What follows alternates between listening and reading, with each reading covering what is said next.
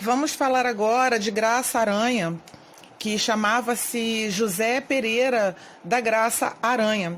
Ele nasceu em São Luís, no Maranhão, era de família culta, rica, e com apenas 13 anos ele já havia terminado os estudos primário e secundário e foi para o Recife estudar direito. Lá ele foi aluno de Tobias Barreto, que foi uma grande influência na vida dele, porque Graça Aranha considerava Tobias Barreto o maior dos brasileiros. Tobias Barreto foi um filósofo, um poeta, que tinha uma biblioteca de cerca de 437 livros.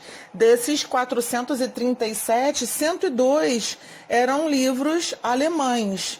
E ele era autodidata, estudou a língua alemã sozinho, e após a morte dele, esses livros foram comprados pelo governo de Pernambuco e vendidos para a faculdade de Direito.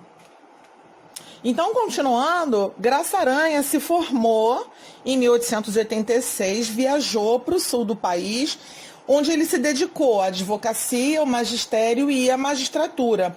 Ele foi juiz municipal lá no Espírito Santo em 1890, quando ele colheu material para escrever Canaã, o livro que ele publicou em 1902. Mas antes dele lançar Canaã, ele entrou para a Academia Brasileira de Letras, que era recém-fundada. Isso foi em 1897. E ele foi convidado por Machado de Assis, Joaquim Nabuco e Lúcio de Mendonça.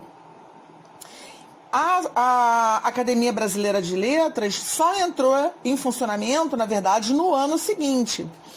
Em 1900, quando ele entrou para o Itamaraty, ele seguiu a carreira diplomática por 20 anos. Então, nesse período que ele ficou fora do Brasil em missão diplomática por diversos países, ele acompanhou os rumos da arte moderna.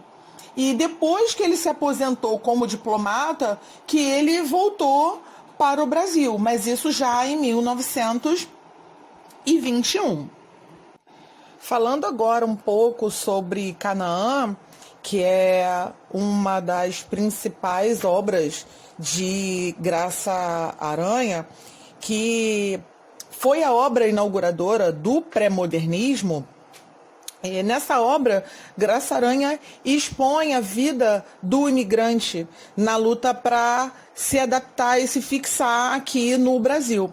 Então, nessa obra, ele denuncia as extorsões praticadas pelos poderosos, os preconceitos e o racismo.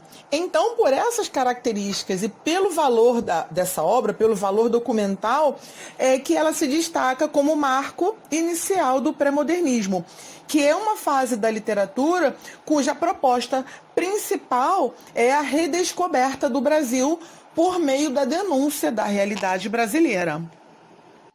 Canaã é o primeiro romance ideológico brasileiro no qual se discute o destino histórico do Brasil. Ao mesmo tempo, Canaã representou uma ponte entre as correntes filosóficas e estéticas do final do século XIX, que foram o realismo, o naturalismo e o simbolismo, e a Revolução Modernista